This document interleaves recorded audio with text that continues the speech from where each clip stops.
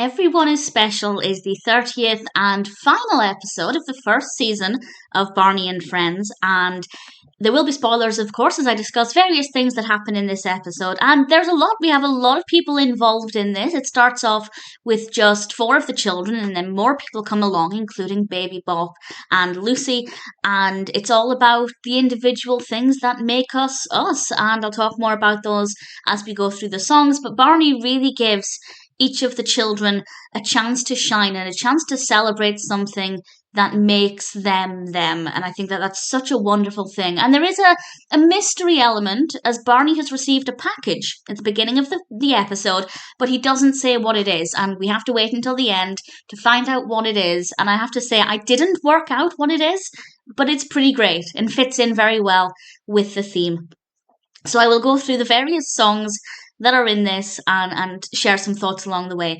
But it starts off with Min dressed up as a grown-up, which I thought looked absolutely fantastic. And then we get Growing, which is one of my favourite songs. Actually, none of the songs in this were nostalgic for me. As I've mentioned before, I watch Barney for the nostalgia. I also watch it to see how educational it is. And this has such a beautiful message right throughout it. But even though none of the songs were nostalgic from my own childhood, there are some songs in this that I've really grown to love with watching Barney, so I'm pretty happy. And Growing is definitely one of those songs. It's all about growing up and what happens when you grow up. And then we have Everyone is Special, which actually features twice. It features at the end of the episode as well, and that's not surprising since that's what the entire episode is about. We then have one that I didn't recognise called I'm a Little Robot. And honestly, I didn't really care for the song, but the performance was brilliant because the children are dressed up as robots and they are singing a song in a kind of robotic voice for some of them, and I really enjoyed it. I thought it was a really good performance. Not a personal favorite in terms of the song, but it was good fun to see, and the costumes are really great.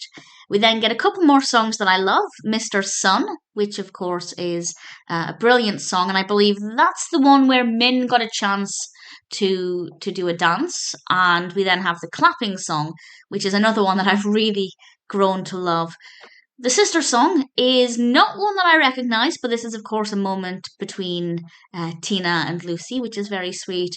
And then we have John Jacob Jingleheimer Schmidt, which again, not one I knew as a child. Well, I think I did through Recess. I think it was featured in a Recess film, but I don't remember it beyond that. But it's a really great song.